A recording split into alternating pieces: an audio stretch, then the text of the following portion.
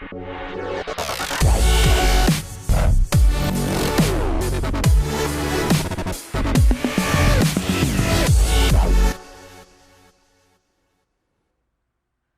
is Big Herc TV, and I'm your host, Blockhead, and I'm here with Wilbert Johnson. Wilbert Johnson, how you doing, my brother? How you doing, brother? I'm great, man. It's a great setup you have here. You know, I want to get in a look to know you. Okay.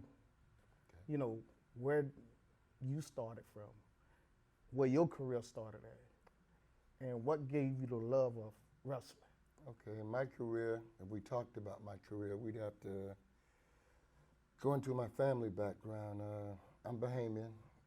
My parents are Bahamian.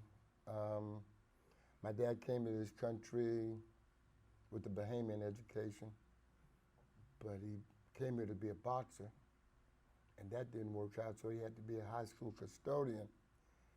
So when he had my brother and I and my sister, him being a public school custodian, he didn't want us to go to public school. He didn't think it was enough. So he busted his butt,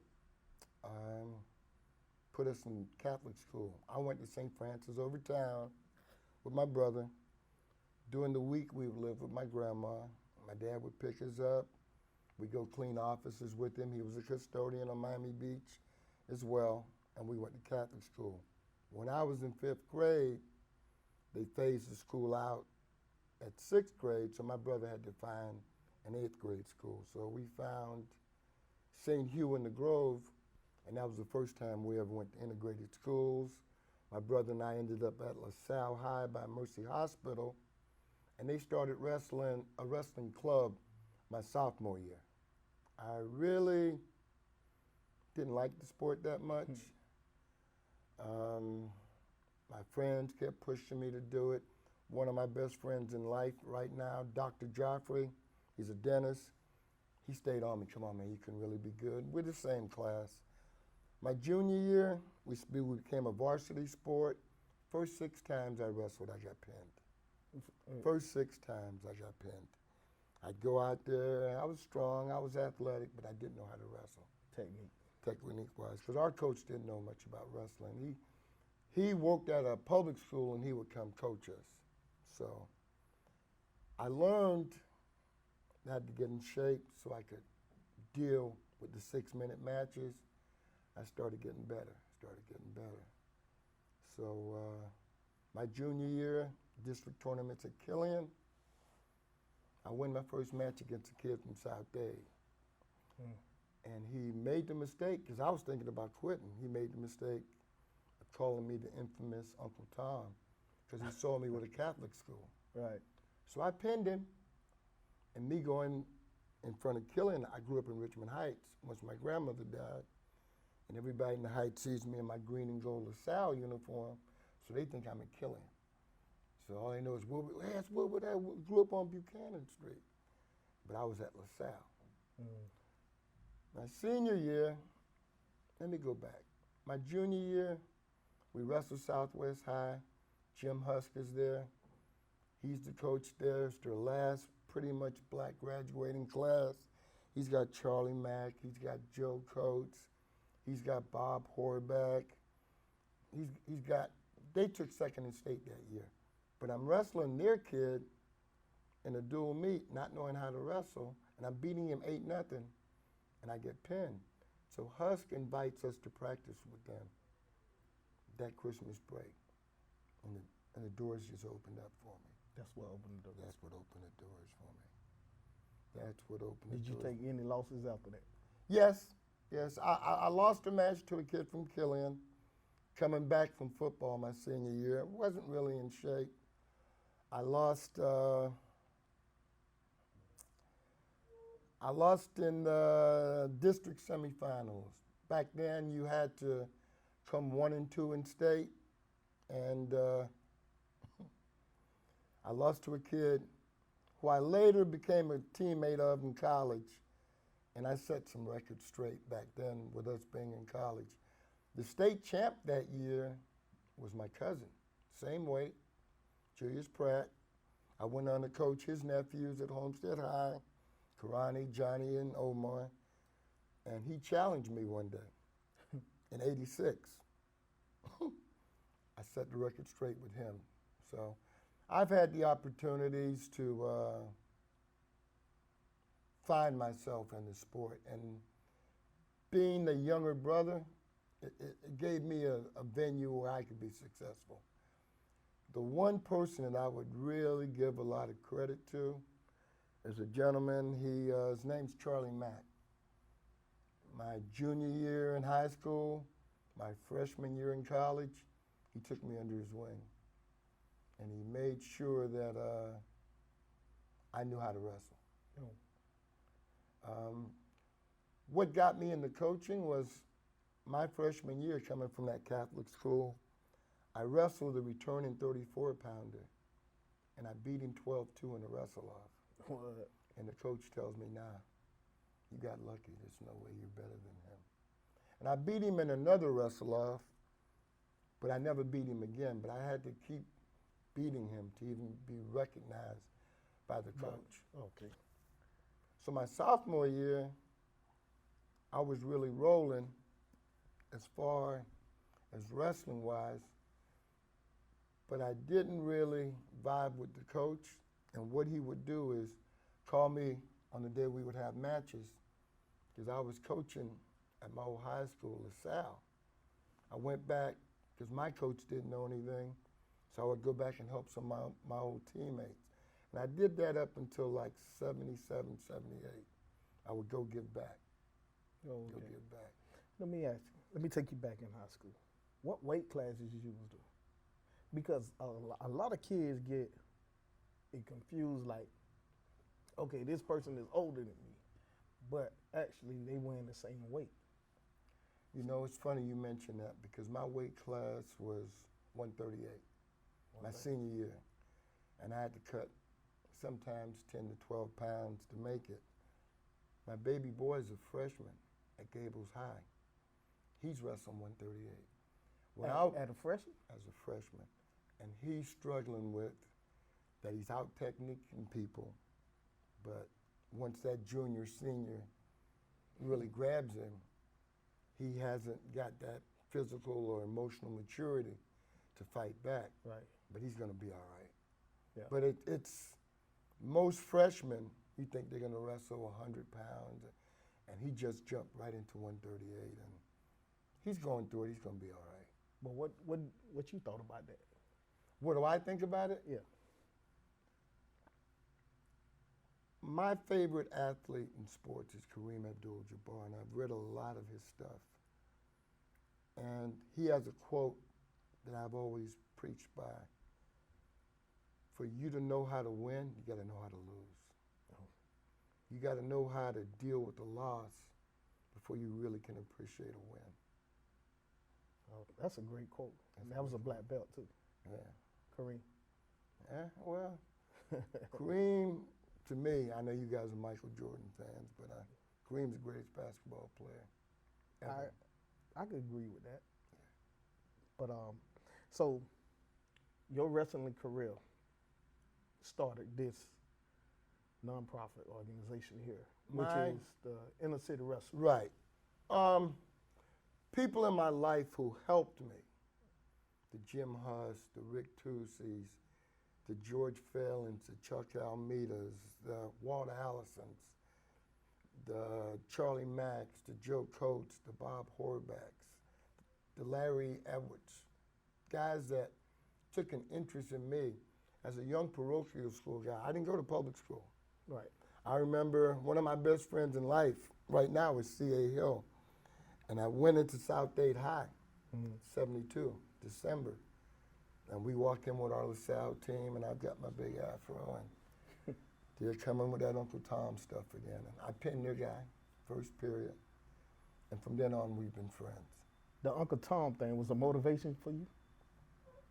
Did it hit a nerve? What you got to remember is my culture, through my parents and grandparents, is Bahamian. I knew what it meant, but it was funny to me. Because my dad raised us that the first race you are is the human race. Right. But always be proud of who you are.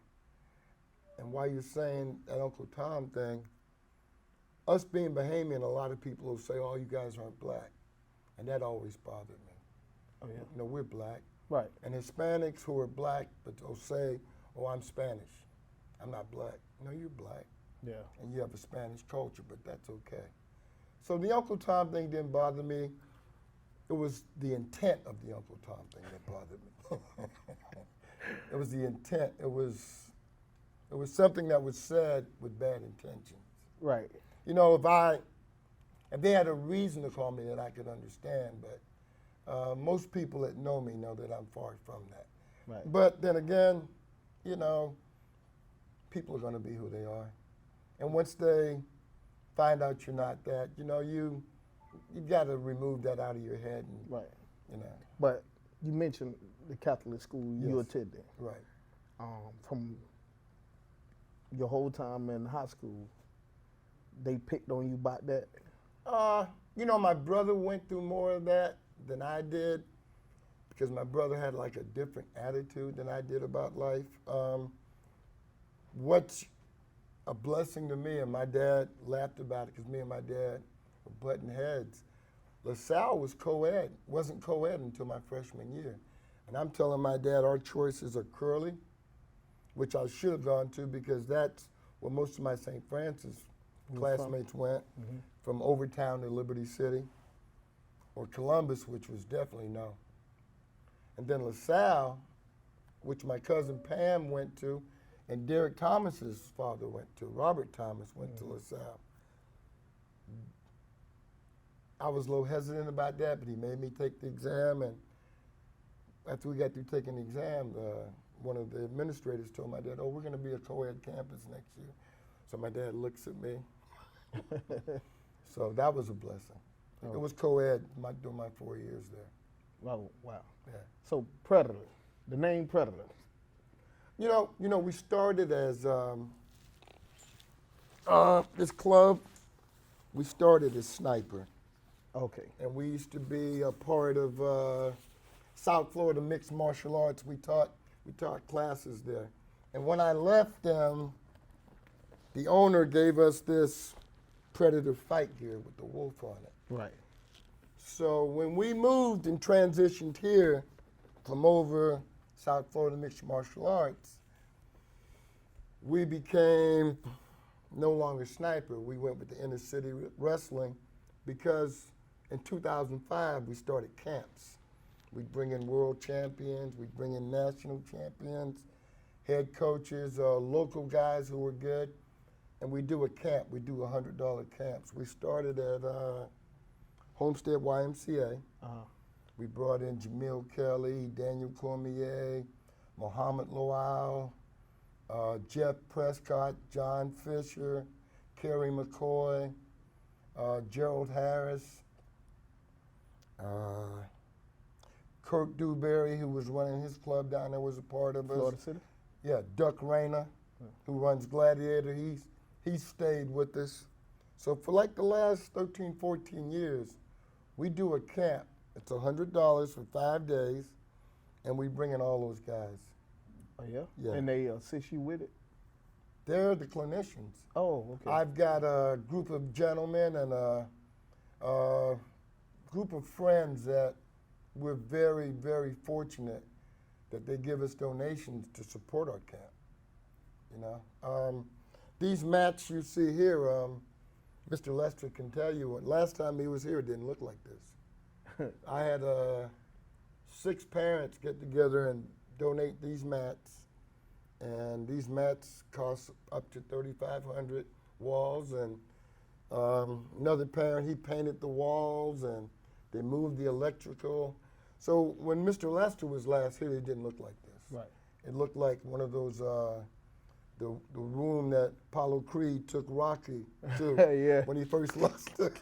Took him back to the hood. Took him back to the hood. Yeah. Yeah, we had a little hood Yeah. look, but we're improving. It's a great look. We have a it's a great great look. group of people, all And- shapes, colors, sizes, creeds. Yeah. I have great families. I really do. We just had a Christmas party Sunday, and Here? it was next door. Okay. Okay. But I had a cousin. He woke up 6 o'clock in the morning. He coaches at Dr. Phillips, Corwin Adderley. He brought his All-Americans down, and he ran the clinic. On Sundays, we call it Bow Tie Sunday.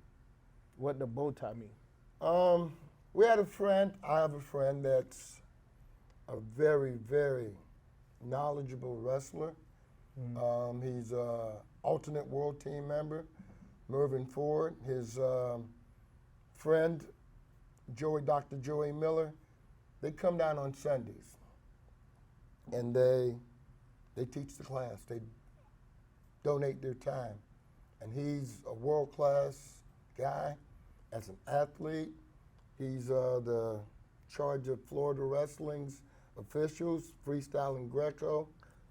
He just came back from 2 European countries as an official. World-class clinician. He donates his time. He's an island boy as well. He's from Trinidad. He's from U.S. Virgin Islands. Wow. So we have some connections, and he's a self-employed attorney. What? Yes, and he's a pilot. And he's a pilot. He's a pilot. That you see over there, that newspaper article, he and I took a leap of faith with Dr. Miller and my cousin Earl Hall. We went and we put on a camp in the Bahamas called Dashing Down Camp. That's, Yeah. what y'all doing, I think is very good for Can't the do youth. it by ourselves. man. You know, My sponsors would get mad if I mentioned them, but we have. it's only right for you to mention them, though. No, I can't. They'll get mad. They'll get Yeah. mad. What I will say is, I've known the Lester family for years, and this is an honor for them to come here and grace us with this. And Yeah. we're gonna do some big things with you guys. You guys are gonna see this thing, what you're doing, take off, because our sport needs this in Miami. The exposure. The exposure. We don't get enough I exposure. was gonna ask you, how could we follow y'all with the matches and everything? We have an Instagram, innercitywrestling.org. Inner City Wrestling. Right. We're setting up a new website, innercitywrestling.org. We've got Facebook, Inner City Wrestling. We're growing, man. Yeah.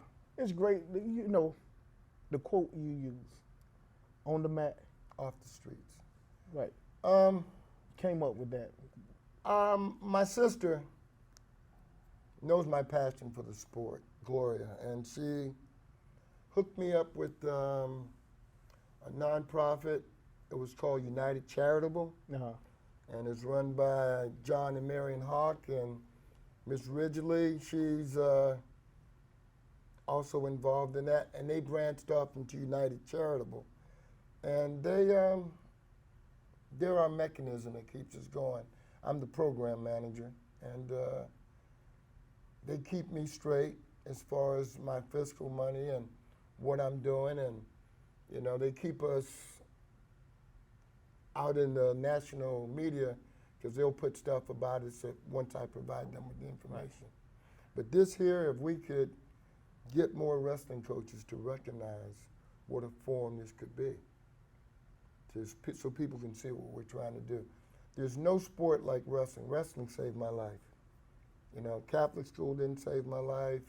Having great parents didn't save my life. This sport gave me a place to vent my anger, my frustrations, my finding out who Wilbert Harry Johnson was. I could look in the mirror because I knew that I gave my best, and it was just me and somebody else. Right. And I'm testing my will against his. So there's no other sport in high school that provides you with that. A very bright woman was telling me that coaches should recognize it because wrestling helped my tackling.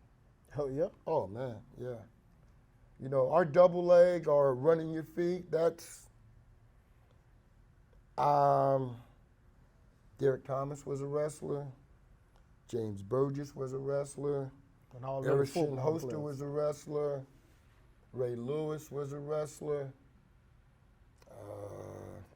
In wrestling, it's a great condition, that's why. Ronnie Lott was a wrestler. It's a lot of guys that are wrestlers that people don't know. So you telling me Curly Culp is a wrestler. all the great players you named. Ricky Williams is a wrestler. Stephen Neal, Pro Bowl guard. for the Patriots was a wrestler. So all these players you name, Yes. their aggressiveness come from wrestling? The confidence,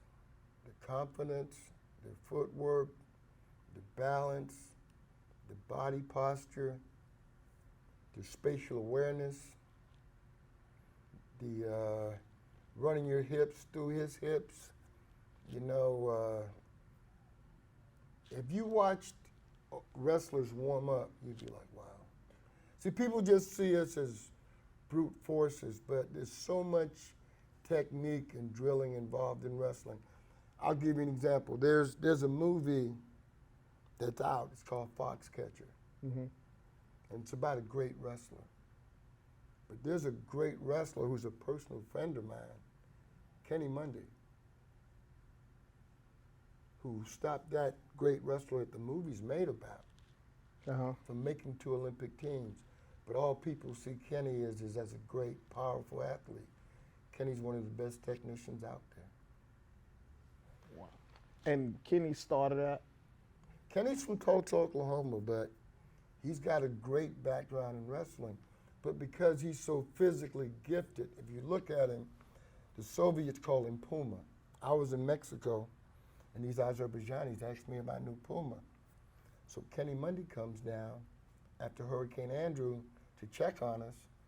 So I asked him at the IHOP in Homestead, I said, Kenny, do you know who Puma is? And he's like, and they had a poster of him, Adidas in Europe, Puma. If you looked at his body type when he competed, he was a Puma. But everybody just thought he had just a physical, he's just a great athlete. He's a great wrestler. Great wrestler. I got one question. Yes, sir.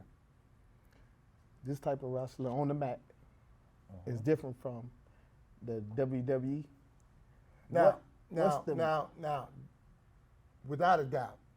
But I have a guy that I became personal friends with who was one of my heroes. I met him when he made the Hall of Fame this year. His name's Gerald Briscoe. He used to be the Briscoe brothers, Jack and Jerry. And Jack was an NCAA champion, and I think Jerry was an NCAA. I think he made the NCAA. They both wrestled at Oklahoma State. Jerry works for WWE, but he goes to every NCAA finals, recruiting like from 177 up to be pro wrestlers. A lot of those guys have amateur wrestling backgrounds. Kurt Angle. Kurt Angle, yes. Olympic medalist. Yeah. 2-time NCAA champ from Clarion, yeah. Yeah. I think Dolph Ziggler has a background. The Rock too, right? No, The Rock. Never. No, The Rock's dad was a pro wrestler, and his name was Rocky Johnson. He used to compete in Florida, and the Rock has family that are Samoan that are wrestlers as well, which is how he got into the game. Okay. Yeah. This guy Shelton Benjamin was a wrestler. He wrestled at Minnesota. I'm trying to think off the top of my head. There's quite a few more. Right. The guy that's pretending to be Kurt Angle's son. I can't think of his name. And now in the WWE, he wrestled at Indiana. So he was a real wrestler. Yes, he's a real wrestler. Yeah. Okay. What people don't know is the Briscoes, Hiro Matsuda, Boris Malenko, Eddie Graham, a lot of Steve Kern, a lot of those guys would take money and help that branding program because they used to live in Tampa. And they supported the University of Florida before Charlie Pell shut that program down. Back to the WWE. Okay. Do you watch it? I'll tell you a funny story. My dad worked on Miami Beach as a custodian. Every Wednesday, they wrestled on Miami Beach. And our job was to clean the offices as quick as we could because Daddy had went and bought our tickets so we can go to it. My dad died believing in that sport. For real? They wrestled in Freeport, and we're in West End, and those guys are sitting at the Blue Marlin. One of my uncles, this is a bar, and those guys come down, and they're sitting drinking beer, and they just wrestled each other. And my dad went up to Eddie Graham and said, "Man, is it real?" Eddie Graham goes, "Nah, man. My dad's, nah, come on. When you guys are fighting for the belt, it's real." And my son is a big, big fan of it. I mean, I watch it with my kids, but both of my kids, they know it's fake, but I was a big fan of it. well, those guys do a great job. Look at this guy, The Undertaker. He's 7 feet. He can walk around The ring. the whole top of that on the Balance. top of balance. Mm-hmm. These guys are great athletes. I mean, they're like circus people because they're from arena to arena, but they're great people. I spoke to Steve Kern at Homestead. We did a function at Homestead High, and he told me that back then they didn't have insurance. I don't know what it is now, but those guys are great athletes. It's what they do. Imagine if I punched you in your face. And no scar. And no scar. And you wrestling in Tampa tomorrow. Yeah. And you all right. Some of them come out with bruises. If you see one of them come out with the bruise, it's called, he did the action. It's a mistake. Yeah. Some guy might. On their stunts. On their stunts. You're going to have injuries. Yeah. You're going to have injuries. But I was a big fan of the Ultimate Warrior, Hulk Hogan, Stone Cold, The Rock. I was a big fan. Now, Ultimate Warrior? What you? Body in a bottle. Body in the bottle. What that mean? You stick that needle.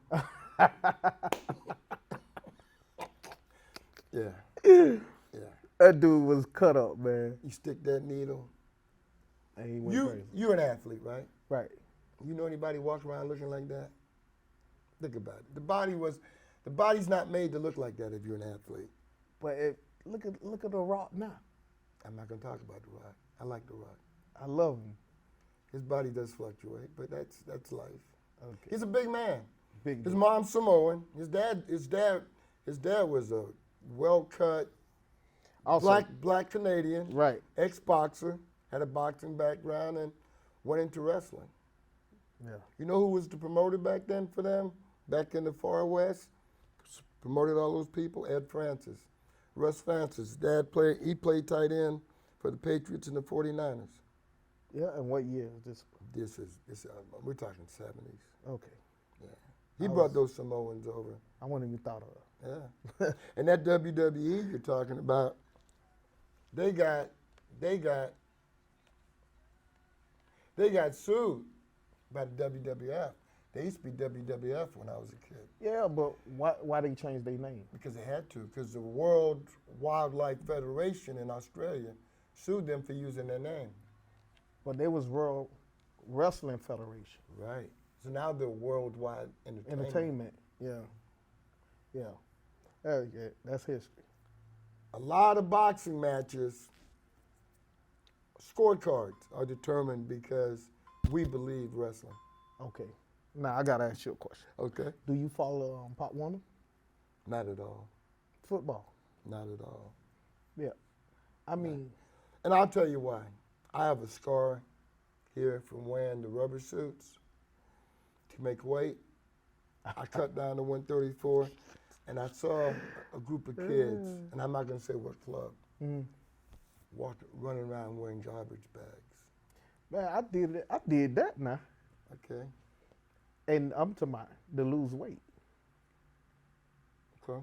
So this is a video, so this is educational. You're losing body weight, and you're dehydrating yourself. Yeah, well, actually, water weight. You're losing water weight. Yeah. And those minerals that you're losing, water and Gatorade, aren't going to replace until tomorrow. That's correct. I understand that, but Okay.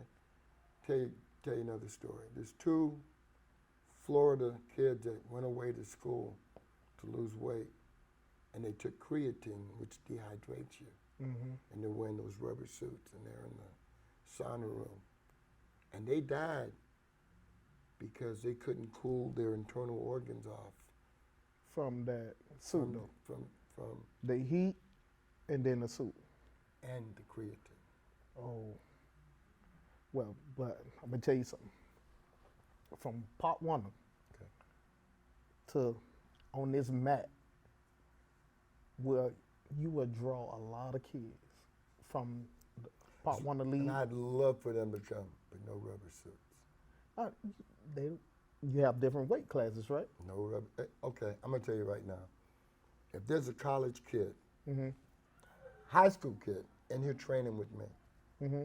and I've got a friend from Gainesville, the state, Florida High School Athletic Association, and he sees that kid wearing a rubber suit, or he walks in a high school, that kid's wearing a rubber suit, that kid might be done for the year. Mm. You can't use any form of hydration, creating body heat to lose weight. Okay, speaking on that. You- And I had a kidney stone the size of a dime and 18 staples from dehydrating myself from losing weight. from losing weight. Okay. Wrestling, Okay, mats. okay. Usually the room be hot. But Not in a- here it's cold. Okay.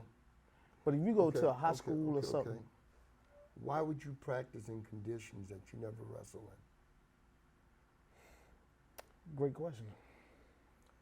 People need to be more intelligent because my wife personally will not let my son drop down to 132 because he's a 14-year-old. Every second that he's eating and breathing, his body's growing. You put them in those rubber suits, you're stunning their growth. Yeah. But, you know, in part one, now that they have different weight classes Okay, with the age group, okay. similar to how wrestling go. It's just not the age. Y'all have a weight class. It's just like part one to have a weight class. So if my kid is at the age of 10, 11, that pound you play is 115. Okay. And the 10-year-olds is regular weight. Now, if you 11, they call older but lighter, which you will have to weigh at around 95 pounds. So, just for them kids not to go up, to move up in a weight class and play with 13s, the 12 and 13 age group, and a different weight classes, which is 130, they'll lose the weight. But now they lose the weight by different other activities. And one of them activities can be wrestling, track, basketball, baseball, and keep them in condition. Absolutely, So, absolutely, but that's what's going on today now. absolutely. Now, the rubber suits used to be back then. I just went and saw a kid Yeah. in my neighborhood. I live off, I'm not gonna say where I live. running with a rubber suit. If you took your shirt off, put on a pair of shorts, and ran, you'd lose just as much weight as you did wearing that rubber suit. But why they sell them? A quick, Because we can afford it. right? It's bad for you, and you get hooked on it. If you've got a person who's not a PE person, Right, and they don't understand how the body functions, right. and you sell those rubber suits, you tell a woman, hey, you're gonna lose weight. She's gonna take that thing off, see all that water in that. Oh, baby, I had a great workout today. No, you had a great day dehydrating your body Right. because your body's mostly water. Now, certain bodies are different. Certain bodies have more muscle frame. I'm gonna say that generically. So if you're wearing a rubber suit, another body might be losing water. Why you use A specific body might be losing muscle, which you don't want to lose. okay. Now, You know, most injuries happen from people who are dehydrated. people think that you have to get the cramp first. Now you feel an imbalance, and you don't notice it until you twist an ankle or drop a pass or now you see the knowledge. miss a block. You see the knowledge that you're giving me, right? Yeah. You can get that same knowledge to those kids. Now, mind you, I'm saving our youth. I want to do this. Right, The youth are not the problem. right. The adults have to bring the youth to you. Everybody doesn't want to be educated. You can't pour gold into a closed vase. It's true. The It's adult true. has to be educated. Right. And once we get that, the world opens up, man. Okay. Now, for the kids that come from Optimus, Right. well, Pop Warner, Right. to be involved with the Predators, inner city wrestling. Okay. Now, they may be watching this video. Okay. Now, how we could get them to come over off season and Our first class uh-huh, is a free one. it's a You free come- class. You come your first day, it's free. How many kids you take a day? Man, we had 30 kids in here Sunday. Wow. Because you're drilling. We don't go live wrestling. This is a teaching. Right. So we don't call this like a practice. It's a class where you're being taught stance, posture, changing levels, motion, finishing, power stepping, knee pounding, lifting, arching, back stepping, defense, That's great. Yeah. And The first class is free. uh-huh, If you want to come on the weekends, it's $50 a month. okay. If you want to come every day, it's $100 a month. You got to fill out the form for insurance purposes. Right. But if your kid doesn't like it, then you don't come back, and nobody's mad. It's difficult because there's a difference between coaching and teaching. Right. There's a difference. Okay. Teaching go a long way. When you're teaching basic skills, a naturally gifted athlete doesn't want to do that. Coach, I just want to wrestle. He can't take me down. I pick him up and slam him. It's like that's what people see in Kenny Monday. But like I said, somebody at a young age taught Kenny the basic skills. There are many people who are successful. Like you just showed me a video, and we're not going to call schools of your nephew. Mm-hmm. That move he did completely wrong. But because he's strong, built like you, he can do it. He did it completely wrong. Right. His head hit the mat. He's supposed to take his hip to the mat, his grip to the mat. Looking up, he went straight down. You showed me the video. Yeah, I showed you the video. And we're not going to talk about what school he goes to or where he's at. I saw in the background where Right. he goes. And we're not. He's an amateur. What? He was an amateur. First time. Okay. Did someone come over and correct him? I didn't see that. I didn't see it either. Now, before we leave, Okay. before we end this interview, can you show me a technique? Can I show you a technique? Yeah. What technique do you want me to show you? A takedown. Um, I don't really want you to physically put it on me. Just show you? Yeah. Okay. Okay. I'll show you our basic series. We got like a inside tie. Mm-hmm. We're here on you, and you push back into me. Mm-hmm. Oh, okay. Hey, Jesus, Mary, and Joseph. You tried to put me in the camera. Okay. But that's a great technique, though. But that's a where we shoot. start. That's us changing level to get inside. We could go high quad, single, double, ankle pick. Okay. It's a chain. Right.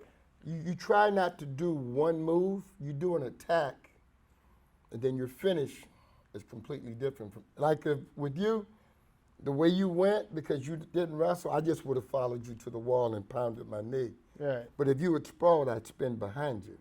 Okay. There's attacks, there's setups, there's attacks, there's finishes. What's your Double leg. Okay. Double couldn't leg. even finish. Because I'm short. Right. Because I'm short. You got the advantage. The double leg was my moneymaker. Okay. Double to a single, double to a duck. Yeah, I mean, depends. Depends on what that guy does when I hit my double. Okay. But being short, being 5'6", and I forgot to tell you, when you were talking football, I played football. I played defensive back. And I went away to Tuskegee. Uh-huh. And they had nuns. They're a Catholic school as well. And the first day I went out to practice, I realized I was a wrestler. I had some linemen running just as fast as me. I'm trying to think of Ricky's last name, but him and I were the only guys not to. We had gone to integrated schools. I went to the Catholic school, and Ricky went to a school in Birmingham. He played for the Colts for like 11 years, special teams. But he just, hey man, he called me a little wrestler. I came back home and went to FIU and finished up wrestling. But I tried football. I mean, I tried college football. It's, we had, back then, John Stallworth had a brother that was at Alabama and A&M, and that's a big rivalry. And I was watching film on him. Uh-huh. It's like, man, there's no way in hell I could cover that guy. So how you finished off? I wrestled a little bit of my junior year. Me and the coach got into it about my scholarship money. Mm-hmm.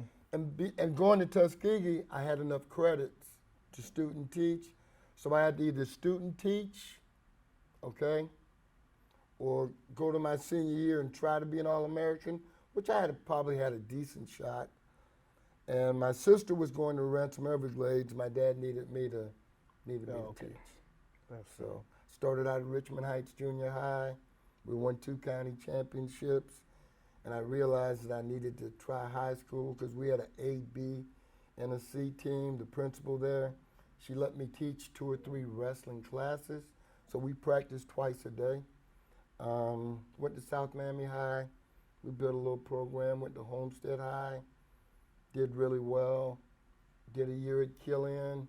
Did a couple of years at Ransom Everglades. But what's helped me is I've always been a wrestling official for the last 30 years. So you're also official? Yes, I did both. both. That's great. Yeah. So you got a long history of wrestling. Yeah. It's built in you. Yes. And now you teaching and official. Yeah. But since we talked about, my first time wrestling, when I realized I could be a good wrestler. When was we that? We were on the beach in the Bahamas. We were, my cousins, I was like 11 years old. We have something called sponge-a-moo, where back then, the younger kids don't know anything about it, but you wrestled on the sand, and you picked the guy up over your head and you slammed him. So the guy that got slammed had to go wash off and wait to see if he got another turn to try around. So that's all we did. So the first time I wrestled at LaSalle, I picked the guy up over my head and dumped him in the sand. Slammed him. And I said, hey, no, you can't do that. You got to take him down right. But my first time wrestling was on the sand in the Bahamas. Did you ever have to go wash off? Yeah. Yeah. I'm one of the younger ones. I have my cousins, Kevin Garvey, Ricky Johnson, Leonard Garvey, Everett Johnson. Harry Johnson. We had fun as kids. We didn't have much to do, so we did that. And then we had a little boxing club too as well. So, Right. Every summer my dad would send us to his hometown, West End in Grand Bahamas, which is right outside of Freeport. So that's why I got my first initial wrestling experience on the sand in the Bahamas. Okay. On the mat, off the streets. Yes. How many kids you took off the streets and they became champions on the mat? Through this club or through coaching? Through coaching. Wow. Oh man. They're up there on that wall, just some of them. Yeah, so this like your Hall of Fame? Yeah, there were kids that were dominant. in my programs.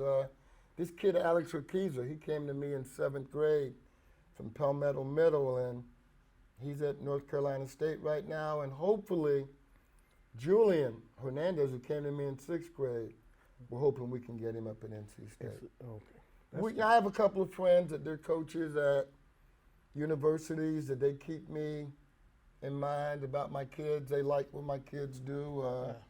Most of those guys are up on the wall. Kerry's up there. Jamil's up there. Kevin's up there. Who's this kid here? What kid here? Right here. Kevin Jackson? Jackson. Okay. Oh, no. Kevin's the U.S. freestyle coach. He's a world champ, Panamanian champ. He was an NCAA head coach at Iowa State.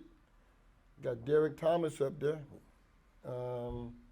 Those are the group of guys I made the Hall of Fame with. Rick Tucci. Right here at the end? No, right there with our jackets on. Jackets. Fidel Albelo from Berlin, myself, Kenny Johnson, my cousin from Southridge, and Alan Hell from Cypress Bay. Right. That's Earl Hall. From Iowa State. Miami's first 4-time state champ. Wow. Wrestled at Homestead in South Dade. He's my little cousin. That's him and his brother. His brother won 2 state titles, and he was a national JUCO champion at Nyack in Iowa. He's at Grandview in Iowa now. Daniel Cormier. Randy Shannon's up there. Derek's up there. Yeah, Randy Shannon. Randy Shannon's a personal friend of mine. Him and Derek were friends in Carroll City before Derek Thomas? moved down there. Right. Oh, okay. That's Derek Thomas in the hoodie. Got a hood on in the back there. Which one? Right there on top of me Top. talking to Nuki Irvin. No, right next to Randy up. That's Derek with his hood on. Okay. You speaking right here? No. Keep going. To your left. Here. Keep going up. That one. Go up. No, right there. Right underneath the light. That's Derek with his back. Nope. Up. This one. That's Derek with his back to you. turned. Okay. Yeah. Yeah. That's Dan Gable. That's Rick Tucci again. That's Nate Carr. You know. And you got a long history here. Well, you know, this sport's been good to me. A lot of guys that I marveled at when I would watch them on TV or, you know, you hear about them in magazines. I've shaken those guys' hands and we've become friends through this sport. Through this sport. Yeah. You know, I never thought wrestling was this big. Really? No, I never did. You know what? You'll be surprised who wrestled. If you go look, there's a website of wrestlers who played in the NFL. This kid who, when Julio Jones first came out, Roddy, he was a split end. He didn't last as long as Julio Jones did, but he was a wrestling champ. You know where the championship belt came from, right? The WWE belt? No. Came from Africa. For real? Yeah. Now, you know I'm going to look that up. You look it up? That's history there. You look up the belt. The belt came from Africa. I discovered that by talking to Bobby Douglas, who was the man before they made Dan Gable the man, a brother out of Ohio. Championship belt came from somewhere in Senegal, Africa. That determines who the king is. You're not going to fight your brother with a knife or sword, so you wrestle him for the title. India, Iran, Senegal, a lot of cultures outside of our culture. Wrestling determines who's the king. You know, if a wrestler is driving in Russia right now and the cops pull him over and they see that cauliflower ear, 9 out of 10 they're not going to give him a ticket. Because they know They know he's a wrestler. Yeah. Now, Okay. what you spoke about the belt and how they challenge, is that something like the Black Panther, the movie? It's taken from that. Okay. And it's real. You know, people, you know, we look at that and we see it as long story short, you know, my brother he was very intelligent. He liked to let everybody know that. But truth is stranger than fiction. That's true. Anything you see in a movie has happened. It's happened. It's either watered down or it's embellished upon, but it's happened. That Law and Order series, come on, man. Yeah. Some of the things they come up with, people say, oh, it happened. It happened. They're changing the names, but nobody's got that kind of imagination. Right. Yeah. No, that was the one thing I got from the Black Panther movie. Uh-huh. This new Tarzan movie, how they talked about the slave trade, I thought that was neat. Because no Tarzan movie has ever gone into that. I never got a chance to watch it. You need to watch it, because I'm not a big Tarzan guy. But if you watch that movie, you get a whole different perspective. And those weren't gorillas he was fighting. There's certain size of chimps that just grew into be, like, if you see an adult male chimp, you'll understand that they're not those things, little cute things. They get huge. Never thought that. Yeah, they get huge. Okay, from this mat Yes. and tournaments. Okay. My parents had to convince me to go to tournaments. Uh-huh. First of all, because I'm an official.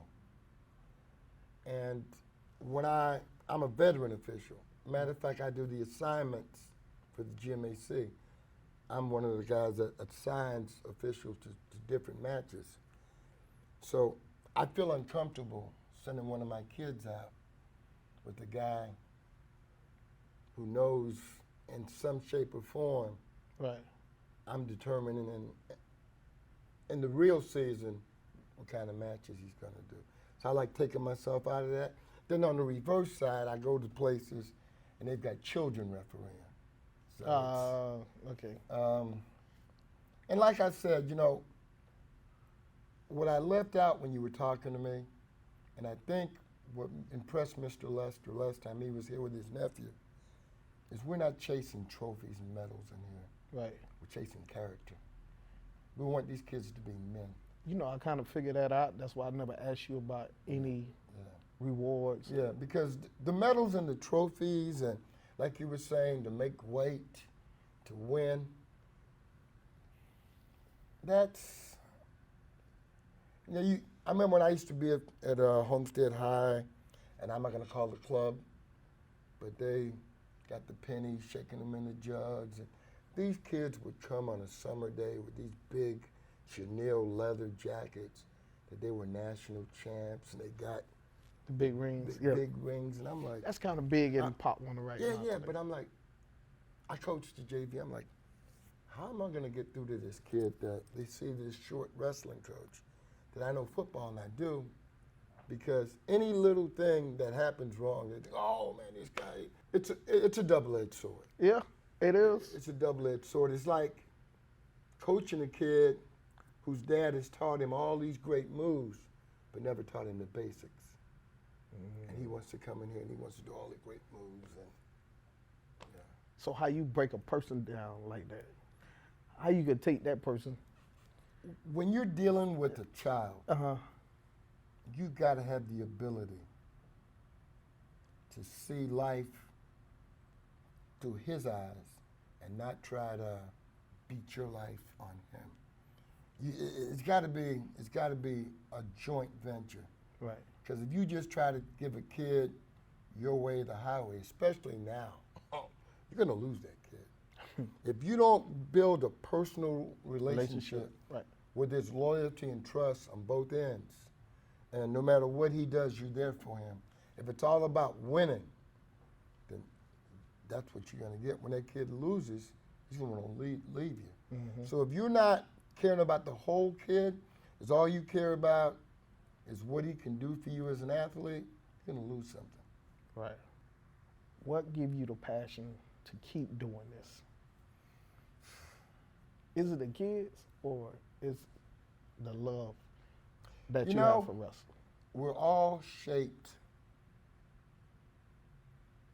by our prior experiences. Mm-hmm. And I really feel like I would be less than a man if Coach Husk and Charlie Mack and the guys I named, Tusi, Almeida, Phil, and Joffrey. If those people don't take an interest in me,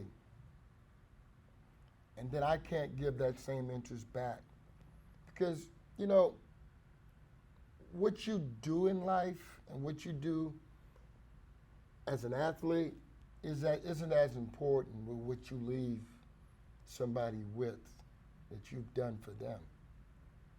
You know, your records are gonna get broken. You do some great things, but if you take a kid, 1, 2, 3, no matter how many they are, each year, and you help them become a better person, you're gonna leave a better legacy than if you just keep telling that kid how great you were.